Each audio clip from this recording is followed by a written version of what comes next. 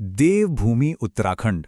कहते हैं यहाँ हर चोटी पर कोई देवता बसता है और हर नदी एक पवित्र कहानी कहती है। तो चलिए आज आपको लैंसडाउन की खूबसूरत वादियों से थोड़ा और आगे ले चलते हैं, एक ऐसी यात्रा पर जो आस्था और रहस्य की गहराइयों में उतरती है।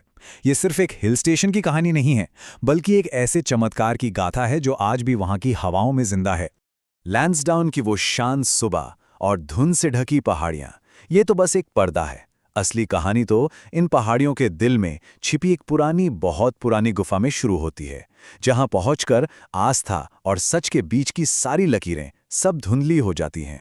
हमारी इस कहानी का जो केंद्र है वो है कोटद्वार के पास बना दुर्गा देवी का प्राचीन मंदिर। और ये सिर्फ पत्थर और आस्था से बनी एक इमारत नहीं है। ये एक ऐसा रहस्यमयी धाम है जिसकी कहानियां पीढ़ी दर पीढ़ी लोगों को हैरान करती आई हैं। अब इस मंदिर को कोई आम मंदिर समझने की भूल मत करिएगा। ये इस इलाके के सबसे पुराने सिद्ध पीठों में से एक माना जाता है। मतलब एक ऐसी पवित्र जगह जहां ये मान्यता है कि देवी की शक्ति सबसे ज्यादा जागृत है और जहां सच्चे दिल से मांगी गई हर मुराद पूरी होती है। यहाँ एक बहुत ही दिलचस्प बात है। दरअसल यहाँ एक नहीं बल्कि दो मंदिर हैं। एक नया और भव्य मंदिर जो सड़क के किनारे है, जो हर किसी को आसानी से दिख जाता है। लेकिन असली रहस्य, असली धाम छिपा है ठीक इसके नीचे, एक 12 फुट लंबी संकरी गुफा के अंदर। इस प्राचीन गुफा में देवी के दर्शन के लिए भक्तों को बाकायदा लेटकर जाना पड़ता है और उसी गहराई में स्थापित है एक प्राचीन शिवलिंग, जो इस जगह के रहस्य को आप कह सकते हैं और भी गहरा बना देता है। अच्छा, उस अंधेरी गुफा के अंदर है क्या? कहते हैं वहां मां दुर्गा की जो मूर्ति है वो किसी इंसान ने नहीं बनाई, वो चट्टानों से खुद प्रकट हुई हैं। गुफा में एक अखंड ज्योति जलती है, एक ऐसी लौ जो कहते हैं सदियों से बिना बुझे जल रही है। और एक और राज, गुफा के अंदर से ही एक और छोटा रास्ता है जो घने जंगल की तरफ जाता है, पर आज तक किसी को भी उसमें जाने की इजाजत नहीं मिली। वो रास्ता कहाँ जाता है कोई नहीं जानता। तो सवाल ये उठता है कि जब असली प्राचीन मंदिर गुफा में है, तो फिर सड़क पर ये नया इतना बड़ा मंदिर क्यों बनाया गया?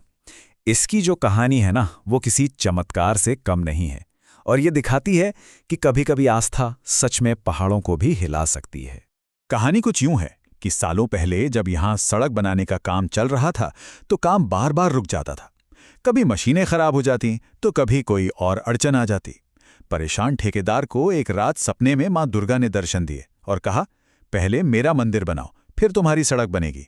ठेकेदार ने पहले तो इसे अंधविश्वास समझकर टाल दिया, लेकिन जब काम पूरी तरह से ठप हो गया तब उसे हार माननी पड़ी और उसने ये भव्य मंदिर बनवाया।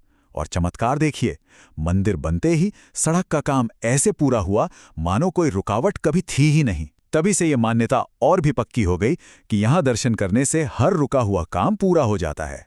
इंसानों की आस्था की कहानियां तो बहुत हैं, लेकिन क्या हो अगर इस मंदिर का सबसे बड़ा, सबसे सच्चा भक्त कोई इंसान हो ही ना? अब जो कहानी हम सुनने वाले हैं वो तर्क और विश्वास की हर सीमा को तोड़ देती है। जी हाँ, एक भक्त जो इंसान नहीं बल्कि जंगल का राजा है।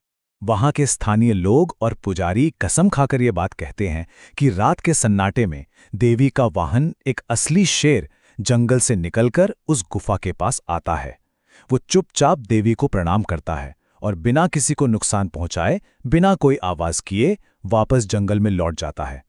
जरा सोचिए, एक खूंखार जंगली जानवर और इतनी श्रद्धा, शायद यही इस जगह की दिव्यता का सबसे बड़ा सबूत है। लेकिन दुर्गा देवी का ये मंदिर अकेला नहीं है, ये तो बस एक सितारा है आस्था के उस पूरे नक्षत्र मंडल का जो इस पूरे इलाके में फैला हुआ है। यहाँ का तो हर कोना, हर पत्थर पौराणिक कथाओं और इतिहास की गवाही देता है। देखिए, पास में ही है कण्वाश्रम, वो महान जगह जहां सम्राट भरत का जन्म हुआ था, जिनके नाम पर हमारे देश का नाम भारत पड़ा। हाल ही में यहां हुई खुदाई में करीब 1000 साल पुराने कत्यूरी राजवंश के मंदिरों के अवशेष भी मिले हैं। और कुछ ही दूरी पर है सिद्धबली मंदिर, हनुमान जी का वो धाम जिसे एक और शक्तिशाली सिद्धपीठ माना जाता है। मतलब ये पूरा का पूरा इलाका ही एक पवित्र भूगोल की तरह है। तो ये इलाका सिर्फ घूमने फिरने की जगह नहीं है, ये एक जीता जागता इतिहास है। एक ऐसी धरती जहां पौराणिक कथाएं सिर्फ किताबों में नहीं हैं, बल्कि पहाड़ों में, नदियों में और लोगों के दिलों में आज भी जिंदा हैं। यहां इतिहास, आस्था और रहस्य एक दूसरे में ऐसे घुल मिल गए हैं कि उन्हें अलग करना नामुमकिन सा लगता है। तो हम आपके लिए यही सवाल छोड़कर जाते हैं कि जब कहानियां इतनी जीवंत हों और आस्था इतनी गहरी, तो क्या सच में इतिहास और विश्वास के बीच कोई रेखा खींचना जरूरी है? या शायद देवभूमि की असली सुंदरता इसी में है कि यहाँ ये दोनों मिलकर ही पूरी सच्चाई बनाते हैं।